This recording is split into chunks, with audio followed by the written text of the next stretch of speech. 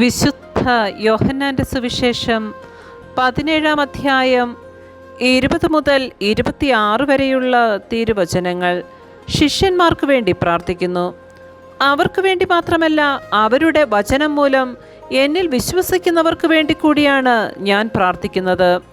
അവരെല്ലാവരും ഒന്നായിരിക്കുവാൻ വേണ്ടി, പിതാവേ, അങ്ങ് എന്നിലും ഞാൻ അങ്ങിലുമായിരിക്കുന്നത് പോലെ അവരും നമ്മിലായിരിക്കുന്നതിനും, അങ്ങനെ അവിടുന്ന് എന്നെ അയച്ചുവെന്ന് ലോകം അറിയുന്നതിനും വേണ്ടി ഞാൻ പ്രാർത്ഥിക്കുന്നു. നാം ഒന്നായിരിക്കുന്നത് പോലെ അവരും ഒന്നായിരിക്കുന്നതിന് അങ്ങ് എനിക്ക് തന്ന മഹത്വം അവർക്ക് ഞാൻ നൽകിയിരിക്കുന്നു. അവർ പൂർണ്ണമായും ഒന്നാകേണ്ടതിന് ഞാൻ അവരിലും അവിടുന്ന് എന്നിലുമായിരിക്കുന്നു. അങ്ങനെ എന്നെ അയച്ചുവെന്നും അങ്ങനെ സ്നേഹിച്ചതുപോലെ തന്നെ അവരെയും സ്നേഹിച്ചുവെന്നും ലോകമറിയട്ടെ. പിതാവേ, ലോകസ്ഥാപനത്തിനു മുൻപ് എന്നോടുള്ള അവിടുത്തെ സ്നേഹത്താൽ അങ്ങെനിക്ക് മഹത്വം നൽകി. അങ്ങെനിക്ക് നൽകിയവരും അത് കാണാൻ ഞാൻ ആയിരിക്കുന്നിടത്ത് എന്നോടുകൂടെ അവരും ആയിരിക്കണമെന്ന് ഞാൻ ആഗ്രഹിക്കുന്നു.